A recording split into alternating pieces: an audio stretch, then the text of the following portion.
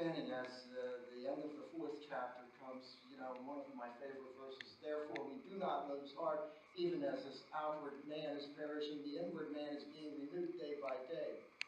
So that's the thought that Paul is working upon as we enter into the 5th chapter.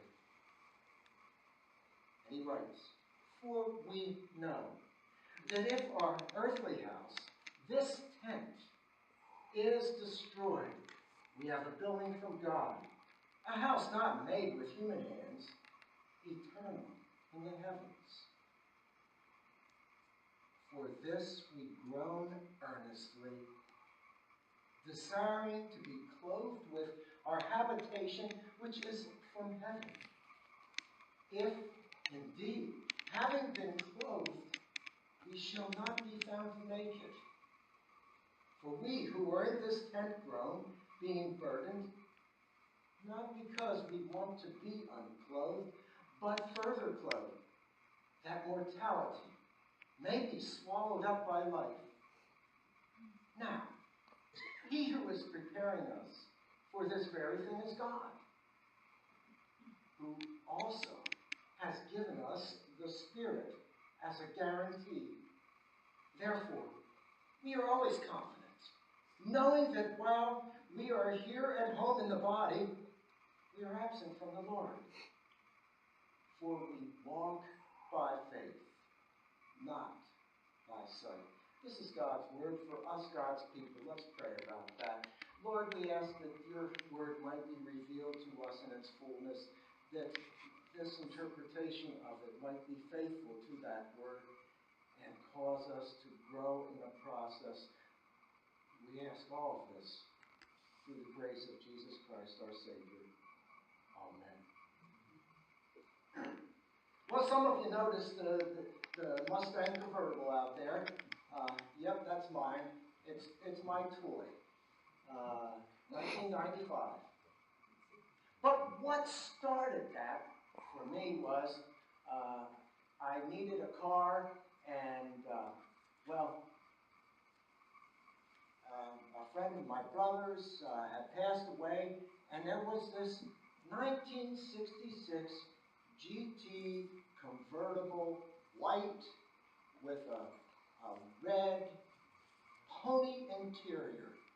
And it had simulated wood grain and a lock reverse 4-speed transmission. It even had disc brakes on the front. Really unique for that year model and for any American car. And oh man, I love that car. I had it for 17 years, and during those 17 years, I bought it with rust on the rear quarter panels, and I learned how to use Bondo and to do the fiberglass work. I even at night class went in and did a demonstration for speech class on how to prepare that mix of material in order for you to apply it to a vehicle.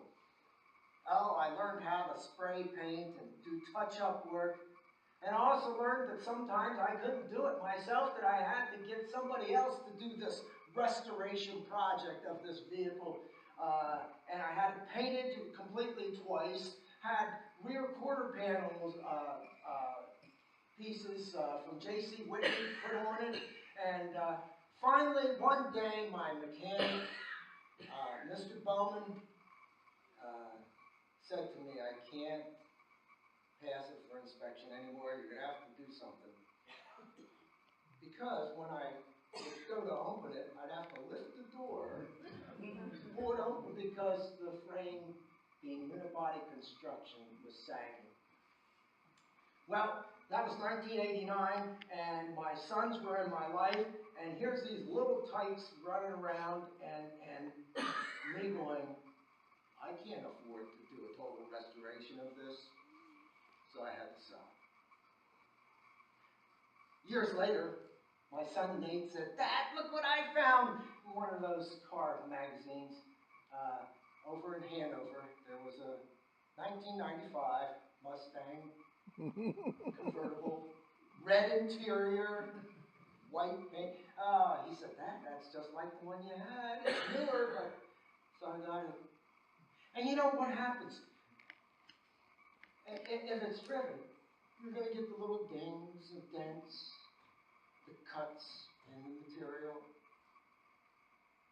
Because we can't keep things just as they are. Permanent restoration project. No, that's not permanent.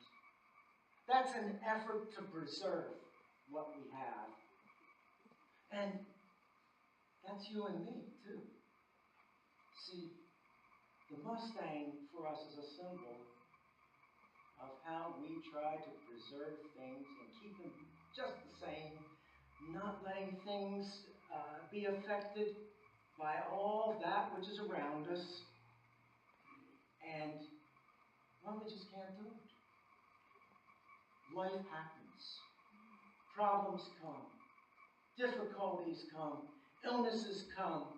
Loss of loved ones come. And all of this is about this journey called life. But in the process, we keep trying to preserve what is and what was, because we think that if we stretch it out, it's what might be. But that's not the case. Not at all. Now, I pause to say, why did I pick this message, this particular text, for this particular morning in this message? Permanent Restoration Project. Sounds like we're going to talk about death and it's over. In the midst of endings, there are new beginnings. And that's a point I want to emphasize this morning before you. So Paul, in his writing, brings forth an understanding to the Corinthian church. Now, in 1 Corinthians, a previous letter he sent, he wants to tell them about this marvelous mystery. We shall not all die. And there was a misinterpretation of that in the Corinthian community. Those who were the spiritual know-it-alls of that era, the Gnostics, they were the spiritual snobs, let's face it. They, I have Jesus closer in my life than you do attitude. That's what they had. And what caused that to be was that they thought that they were spiritually superior and that they didn't have to really live out this life, that there was this eternal being that was not affected by the physical body. Paul needed to correct that. Excuse me. And in doing so, he wrote to the church again in 2 Corinthians, telling them about this life that we have, these physical bodies of ours, that they are temporary. They are not permanent. So Paul, the tent maker, then creates this image, an illustration, because he knows how to make tents. He knows how to repair them. And he calls these bodies of ours, these earthly bodies, a tent that we dwell in. And I could not help but think of, back in the days of ancient Israel, that God wanted a tabernacle, and he said, use a tent because it's temporary. That's what he told Moses. And then eventually a temple was built. Paul's image for us is likened to that. He says this tent that we dwell in, this earthly body, this temporary body, will one day be given over to a house, a permanent home for who we are, the essence of who we are, all of our personality, what we know about being and life itself, is that which will be housed in this new body, in a new place, in a new time, in a new creation, in glory. Well, Paul wasn't finished there. Paul wanted them to understand that in this life, we suffer. We have difficulties, we struggle. But in the midst of that, when we believe that these which clothe us, clothe the being of who we are, will be there. There is a new clothing that comes, a new understanding of who we are, that God will replace and cause all that which is this temporary, this suffering, this struggle, the circumstances that come to us daily, will one day be gone, done, over, put aside for this new life that we will have. In glory, in the presence of the living God. So Paul then says, in the meantime, we groan. Another interpretation for that word in the Greek language is sigh. So the sigh of the Spirit, the groaning, the longing to be what we long to be. Not what we are, but what God will cause to be, is what brings us to this moment. For we've prayed about a lot of folks this morning, a lot of folks who have come to distress in their lives. And that's part of this groaning. Lord, must it be this way? We've prayed that. Take this burden from me. Or one of the classic lines, which is, God gives us no more than we can handle. And Todd like, is that, we know that. No, God doesn't want us to suffer. God doesn't want us to have all the problems that we have. And God hears that sigh of our spirits. The sigh that says, Lord, when will all of this which is about physicality, about emotions, about psychology, about spirituality, when will that all end and we are made complete? Well, that will come. That's the promise. Now, Paul then tells us, in the midst of this, that the Holy Spirit's working in us. See, because we're groaning and saying, oh man, come on, Lord, bring your kingdom. Or heal me now. Or cause a double portion of your grace to come. The Holy Spirit works in a contrary fashion, re-educating us, redesigning us to be part of a permanent renovation, a permanent change that is part of this transformation, this transition from what we are to what we will be. And the Holy Spirit keeps working on us, and even as we fail and fall short, even as we suffer, even as we groan, Lord, when the Spirit's working in us to evolve us and change us, to be new and different, ready for what will ultimately come to us. Now, I get to this place and this point that, where that verse says we accept by faith, not by sight. Oh, but there's wonderful news. You see, now, by the power of the Holy Spirit, we are accepting by faith what God promises.